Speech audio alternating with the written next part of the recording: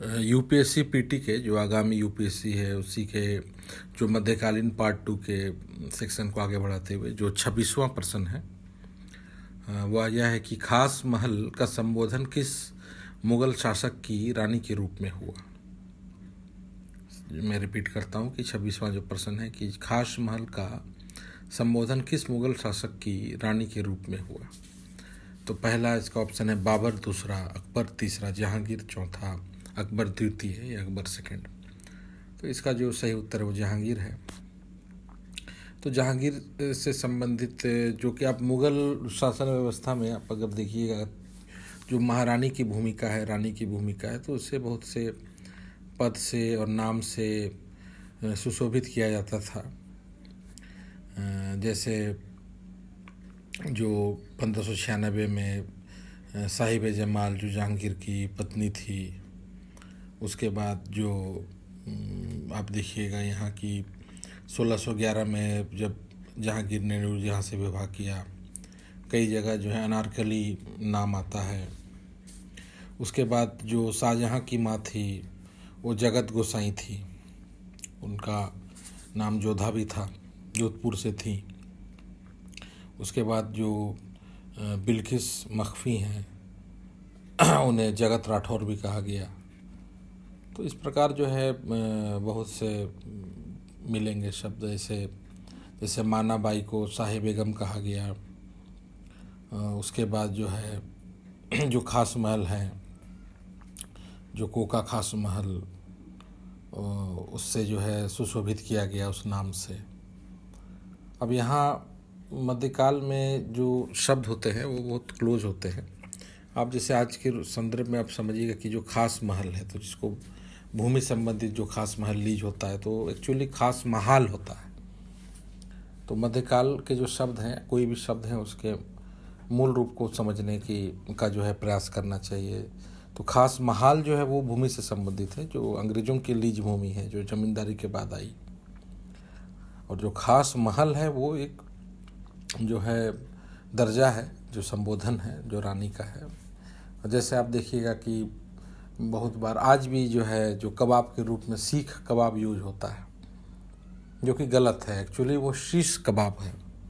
शीश का अर्थ होता है तलवार, क्योंकि तलवार में उस मांस के टुकड़े को डाल के, चिकन हो, मटन हो, उसको उस समय सैनिक जो है वो आग में भून के बनाते थे, तो शीश कबाब था, जो कि आज भी गलत संबोधन लोग करते हैं, वो सीख कबाब कहते हैं। तो ऐसे शब्दों के जो है अंतर को समझना चाहिए। अगला प्रश्न है कि बाबर ने अपने राजत्व सिद्धांत में खास तरह की संप्रभुता बादशाह को आरंभ किया। इसका मूल उद्भव कहाँ से था? तो पहला मंगोल, दूसरा अरब, तीसरा काबुल, चौथा तुर्की। तो इसका सही उत्तर है चौथा तुर्की। चूँकि जो बादशाह जो तुर्की में जो स्थायी निजी जो संपत्ति है उससे कहा जाता था, और इसमें हम देखें तो ये एक स्वामित्व को, स्थायी स्वामित्व को व्यक्त करता है। जैसे मंगोलों में जो है वो कान शब्द से खान आया, जो कि सेनापति का संबोधन था। तो इस प्रकार मुगलों में बहुत से इस प्रकार के संबोधन हमें मिलेंगे। तो इसका सही उत्तर है तुर्की। अगला प्रश्न है कि मुगल काल में रोजना मचा क्या था? मुगल काल में रोजना मचा क्या था? पहला है कि हर दिन की न्याय व्यवस्था, दूसरा हर दिन की बही पुस्तिका, तीसरा हर दिन के मेहमानों की सूची, और चौथा पूरे वर्ष का भत्ता। तो इसका सही ऑप्शन है जो रोजना मचा का, कि हर दिन की बही पुस्तिका, अर्थात जो दैनंदिनी होती है, जिसमें हिसाब होता है कहाँ जाना है, क्या करना है, कितने समय, तो इसे रोजना मचा कहा गया है। अगर इसको हम तोड़ भी दें कि रोज जोड़ना मचा, अर्थात हर दिन का जो है हिसाब है। अगला प्रश्न है कि इन कथनों का परीक्षण करें, कौन सत्य है इनमें से? ए, मुगलों के काल में ग्रामीण प्रशासन का स्वरूप शेरशाह के शासन के लगभग समान रहा। बी, मुकद्दम गांव का मुखिया था, जबकि पटवारी ग्राम स्तर पर राजस्व का लेखा जोखा करता था। सी, मुगल काल में थाना के प्रमुख को दीवान कहते थे। और डी, पत्रों को पहुंचाने के लिए तेज गति धावक मेबरा भी होते थे। इसका पहला ऑप्शन है ए बी, दूसरा ए सी, तीसरा ए बी डी और चौथा ए बी सी डी। तो जो इसका तीसरा ऑप्शन है ए बी डी सही है, जिसमें कि ए है कि मुगलों के काल में ग्रामीण प्रशासन का स्वरूप शेरशाह के शासन के लगभग समान रहा। सही है। जैसे मैंने आरंभ में चर्चा की, जो तोहफा अकबरी था बादशाह शेरवानी, जिसे अकबर ने को गिफ्ट के रूप में शेरशाह के शासनकाल की व्यवस्था को दिखाया गया था, जिसे उसने लागू किया और ये बात तक भी बनी रही है। आज तक भी हम देखते हैं, बात तक को छोड़ते तो अंग्रेजी शासनकाल में और आज तक भी वो व्यवस्था, न्याय व्यवस्था में हमें देखने को मिलती है, चाहे वो ग्रामीण स्तर का प्रशासन हो। फिर है कि मुकद्दम गांव का मुखिया था, जबकि पटवारी ग्राम स्तर पर राजस्वों का लेखा जोखा करने वाला। तो ये भी सही है। डी, पत्रों को पहुंचाने के लिए तेज गति धावक मेबरा होते थे। ये भी सही है। और सी जो है कि मुगल काल में थाना के प्रमुख को दीवान कहते थे, तो गलत है, क्योंकि जो थाना के प्रमुख थे वो उसे थानेदार कहा जाता था। आज भी थानेदार कहते हैं।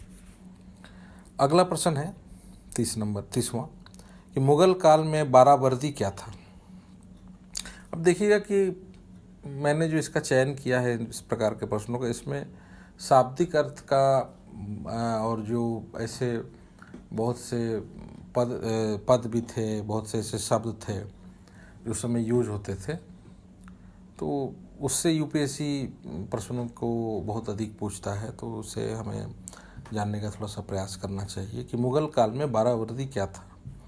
पहला, मनसबदारों को दिया जाने वाला अग्रिम वेतन। दूसरा, हर 5 माह में दिया जाने वाला एक मुश्त वेतन। तीसरा, मवेशियों का चारा भत्ता। और चौथा, कुलीन या खानजादा के लिए विशेष उपहार।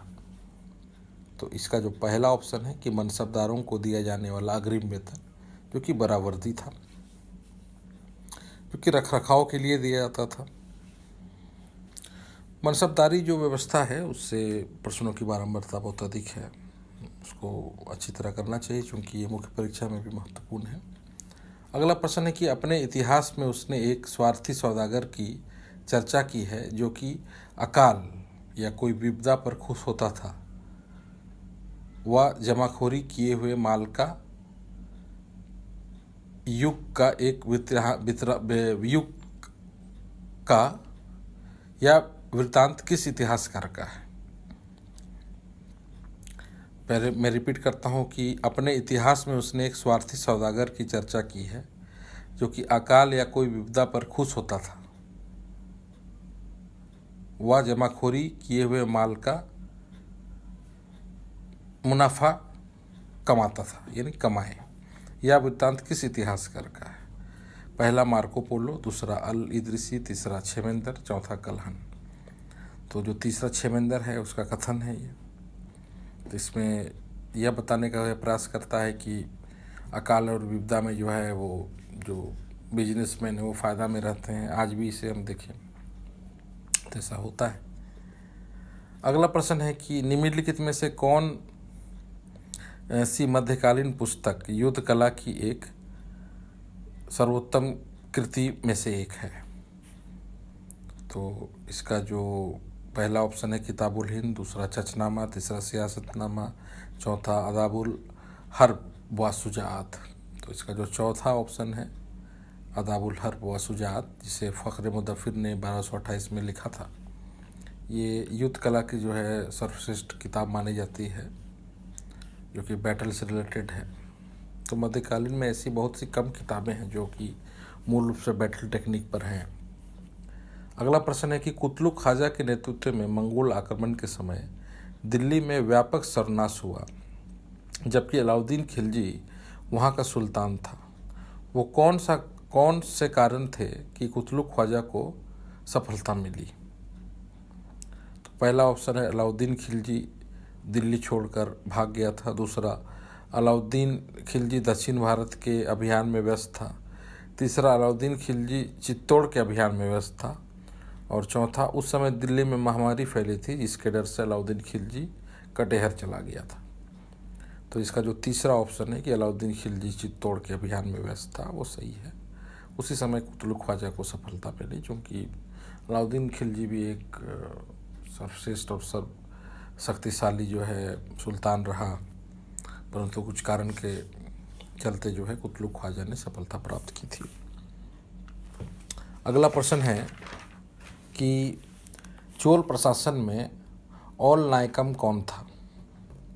तो पहला अति विशिष्ट अधिकारी, दूसरा राजा का प्रवक्ता, तीसरा राजा का प्रधान सचिव और चौथा पूरे राज्य का सिंचाई प्रमुख।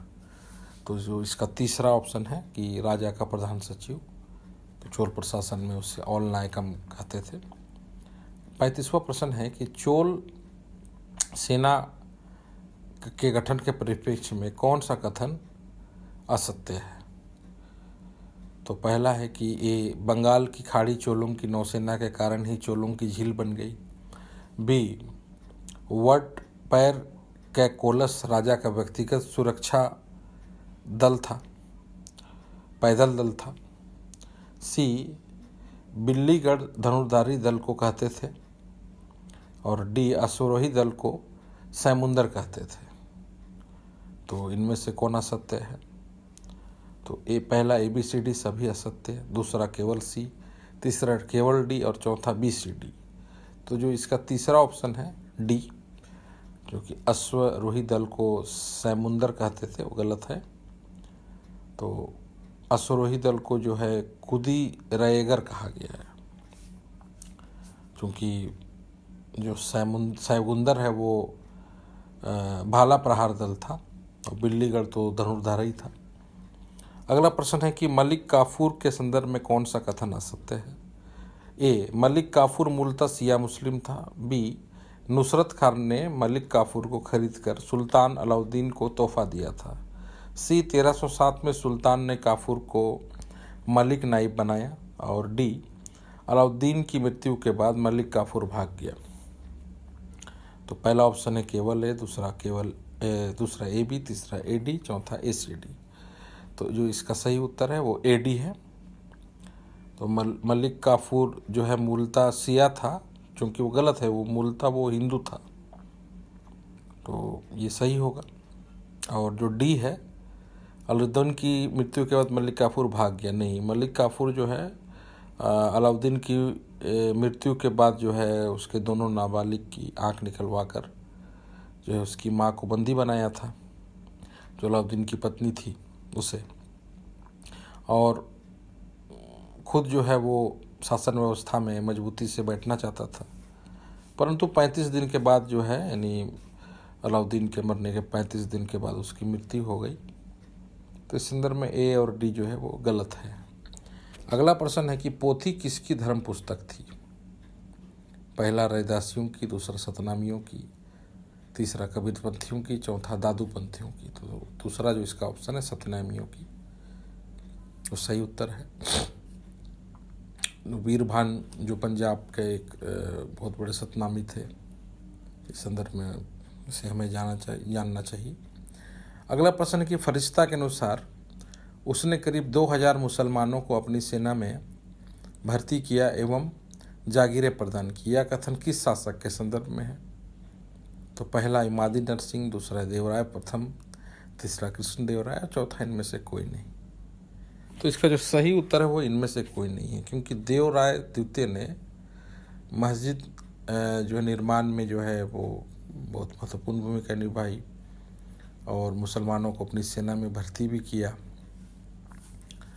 इस संदर्भ में जो है वो फारसी राजदूत अब्दुल रज्जाक भी आया, उसने भी काफ़ी इसका विवरण किया है। तो ये जो है इसका जो डी है, इनमें से कोई नहीं वो सही है। अगला प्रश्न है कि मध्यकालीन खालसा भूमि के संदर्भ में कौन सा कथन असत्य है? तो ए है कि प्रत्यक्ष रूप से बादशाह के अधिकार में थे एवं इस भूमि से प्राप्त आय को शाही कोष में जमा नहीं किया जाता था। दूसरा बी, यानी संपूर्ण राज्य का 60% खालसा भूमि थी। सी, जहांगीर के खालसा भूमि का आकार कम किया जहांगीर ने एवं शाहजहां ने पुनः इसका विस्तार किया। डी, औरंगजेब के शासनकाल में अंतिम दिनों में खालसा भूमि को जागीरों में आवंटित किया गया। तो इनमें से जो असत्य हैं वो देखना है हमें। तो पहला केवल ए, दूसरा के ए बी, तीसरा ए डी और चौथा बी सी डी। तो जो इसका तीसरा ऑप्शन है ए डी वो गलत है, जिसमें कि प्रत्यक्ष रूप से बादशाह के अधिकार में थे, इस भूमि से प्राप्त आय को शाही कोष में जमा नहीं किया जाता था, क्योंकि किया जाता था। तो ये सही है। और डी है कि औरंगजेब के शासनकाल के अंतिम दिनों में खालसा भूमि को जागीरों में आवंटित किया गया। तो ये भी गलत है। अगला प्रश्न है कि एइमा जागीर किसको दी जाती थी? तो पहला ऑप्शन ईरानियों को, दूसरा रखैलों को, तीसरा उलेमाओं को और चौथा राजपूतों को। तो तीसरा जो ऑप्शन है उलेमाओं, यानी जो मुस्लिम धर्मविद थे, उलेमा थे, उन्हें एइमा जागीर जो है वो प्रदान की जाती थी। अगला प्रश्न है कि शाहजहां ने किस शहर में स्थित अर्जुन बावड़ी को मिट्टी से भरकर वहाँ एक मस्जिद बनवाई? तो पहला ऑप्शन है अमृतसर, दूसरा लाहौर, तीसरा नांदेड़, चौथा पटना। तो इसका जो ऑप्शन दूसरा है लाहौर वो सही है। यहाँ जो है उन्हें अर्जुन बावड़ी को मिट्टी से भरवा कर मस्जिद बनवाई थी। बहुत से मुस्लिम शासक जो है इस इल्बेरिस जो संकल्पना, जिसे मैंने पहले चर्चा की, जो स्थायी स्वामित्व इसके अंतर्गत जो है वो मंदिरों को तोड़कर या उसके प्रांगण में ही या उसके ऊपर ही मस्जिद बनाते थे। इस संदर्भ में भारत में बहुत से ऐसे स्थान हैं जहाँ एक साथ मंदिर मस्जिद मिलेंगे। अगला प्रश्न है कि शिवाजी की प्रशासनिक व्यवस्था के अंतर्गत कौन सा कथन सत्य है? तो ए है कि शिवाजी ने पाटिल, कुलकर्णी एवं देशमुख नामक पैतृक लगान अधिकारियों को लगान वसूलने से वंचित किया। बी, शिवाजी ने रैयतवाड़ी का समर्थन कर कारकुन एवं हवलदार के माध्यम से कृषकों में से सीधा संबंध रखा। सी, शिवाजी ने मलिक अंबर द्वारा स्थापित लगान व्यवस्था को सही माना। और डी, भूमि के पैमाश के लिए रस्सी के स्थान पर लकड़ी के डंडे का प्रयोग किया। तो पहला है कि ए बी, दूसरा ए बी सी, तीसरा बी सी डी और चौथा ए बी सी डी। तो जो कथन सत्य है, तो इसको आप थोड़ा सा ध्यान दीजिएगा कि सत्य है या असत्य, इसको ठीक से पढ़ें। तो जो सत्य है वो ए बी सी डी, यानी चारों का जो कथन है वो सही है। अगला प्रश्न है कि मुगल कालीन प्रशासनिक संरचना एवं प्रारूप के संदर्भ में कौन सा कथन असत्य है? यहाँ देखिए असत्य है। तो ए है मुगल कालीन कारखाना जहाँ वस्तु के उत्पादन के लिए कारीगर एकत्रित होते थे। बी, मुगल कालीन में बादशाह के बाद वकील मुतलक प्रधानमंत्री होता था। सी, जहांगीर के काल में मुहत्सिब का कार्य हिंदू मंदिर एवं पाठशालाओं को नष्ट करने का था। और डी, मुगल काल में गांव के शासन का उत्तरदायित्व बादशाह के विशेष अधिकारी करते थे। इसका पहला ऑप्शन है ए बी, दूसरा बी सी डी, तीसरा बी सी और चौथा सी डी। तो जहांगीर के काल में जो सी डी सही है, चौथा जो सत्य है कि जहांगीर के काल में मुहत्सिब का कार्य हिंदू मंदिर और पाठशालाओं को नष्ट करना था, जो कि गलत है। तो जहांगीर के काल में जो है वो एक नैतिक शिक्षा अधिकारी था, जबकि ये जो बात है ये हमें औरंगजेब के काल में मिलती है कि वो मंदिर को तोड़ने का कार्य करता था। तो ये गलत है सी। और डी है कि मुगल काल में गांव के शासन का उत्तरदायित्व बादशाह के विशेष अधिकारी करते थे। तो गाँव के लिए जो परंपरागत व्यवस्था मुगल काल में देखने को नहीं मिलती है, एकदम नीचे जो ग्रामीण स्तर पर वहाँ था नहीं, वो परगने स्तर पर ही हमें यह व्यवस्था संरचना जो देखने को मिलती है। अगला जो 44वां है कि मखजाने अफ़गानी पुस्तक में नियामतुल्लाह ने मुख्यतः किस वंश पर अधिक प्रकाश डाला है? तो पहला है इसका ऑप्शन ममलूक वंश, दूसरा सूर साम्राज्य, तीसरा लोदी और चौथा तुगलक वंश। तो इसका जो ऑप्शन है तीसरा जो लोदी वंश। तो मखजाने अफ़गानी पुस्तक में जो है नियामतुल्लाह ने इस पर प्रकाश डाला है। देखिएगा कि एक अफ़गानी वंश भी था, यहाँ सूर और लोदी में कंफ्यूज हो सकता है क्योंकि सूर भी अफ़गानी ही थे, लेकिन इसका जो सही उत्तर है वो लोदी वंश है। अगला प्रश्न है कि सुल्तान बलबन के संदर्भ में कौन सा कथन गलत है? ए, बलबन के काल में एक वर्ष के लिए रायहान वकील राय सुल्तान बनना था। बी, इल्तुतमिश बलबन की योग्यता से प्रसन्न होकर उसे खासदार बनाया। सी, 1249 में बलबन ने अपनी पुत्री का विवाह सुल्तान नसीरुद्दीन से किया और डी बलबन ने अपने बड़े बेटे महमूद के पुत्र को कैखुसरो को अपना उत्तराधिकारी चुना था। तो इसका जो पहला ऑप्शन है ए बी, दूसरा ए बी सी, तीसरा बी सी डी और चौथा ए बी सी डी। तो ये जो ए बी सी डी है चौथा, वो गलत है। ये चारों कथन जो है वो गलत है। अगला प्रश्न है कि 46वां कि रौजतुल इंसा एवं दीवाने असर नामक दो प्रसिद्ध ग्रंथों की रचना किस शासक ने की थी? रौजतुल इंसा और दीवाने असर जो दो पुस्तक है, पहला दारा शिकोह, दूसरा हुसैन शाह शर्की, तीसरा महमूद गवां और चौथा फिरोज शाह तुगलक। तो जिसका सही उत्तर है महमूद गवां, जिसने 1481 में इसकी रचना की। महमूद गवां जो बहमनी शासक थे और गोवा जो है उनके नाम पर ही स्थापित था। अगला प्रश्न है कि मुगलों ने शहदायात प्रथा का अनुसरण किया। इसमें शहदायात प्रथा क्या है? पहला, गैर इस्लामी तत्वों का राजनीति में समावेश, दूसरा अनुपातीय मंगोली सैन्य व्यवस्था, तीसरा हिंदू पत्नियों का इस्लाम में सशक्त धर्मांतरण और चौथा उत्तराधिकारी का समस्त पुत्रों में विभाजन। जो उत्तराधिकार का समस्त पुत्रों में विभाजन, तो जो शहदायात जो प्रथा है इसका सही उत्तर है चौथा, यानी उत्तराधिकार का समस्त पुत्रों में विभाजन। इसलिए आप देखिएगा कि मुगलों में भाई भाई के बीच जो है बड़ा वर्चस्व था। औरंगजेब के काल में आप देखिए बहुत ज़्यादा ये देखने को मिलता है। दारा शिकोह के बीच हो, शुजा के बीच हो, मुराद के बीच हो। अगला प्रश्न है कि निम्नलिखित कथनों पर विचार करें, कौन सा कूट सही है? ए, 1526 में दिल्ली सल्तनत पर मुगल विजय के बाद भारत में लघु चित्रकला की परंपरा ने फारसी शैली को उच्च अमूर्तता को छोड़ दिया एवं पौधों जानवरों के चित्रण की अधिक यथार्थवादी शैली को अपनाया। बी, मुगल काल में किए जाने वाले रंग ज़्यादातर खनिज और कभी कभी वनस्पति रंग होते थे और महीन ब्रश गिलहरी की पूंछ या ऊंट के बालों से बने होते थे। माफ़ कीजिएगा, ये दो ही कथन है, ए और बी। तो इनमें से जो पहला ऑप्शन है केवल ए सही, दूसरा केवल बी सही, तीसरा दोनों सही और चौथा दोनों असत्य। तो इसमें दोनों सही है कि आप देखिएगा कि मुगल कालीन जो चित्रकला व्यवस्था है, संस्कृति है, उसकी बारीकी को समझे। इसमें अब 1526 में जो दिल्ली सल्तनत पर मुगल विजय के बाद जो है भारत में लघु चित्रकला की परंपरा ने फारसी शैली की उच्च अमूर्तता को छोड़ दिया एवं पौधों जानवरों के चित्रण की अधिक यथार्थवादी शैली को अपनाया। ये हमें बताता है। दूसरा है कि मुगल काल में जो रंग यूज होते थे वो खनिज से थे, वनस्पति रंग थे।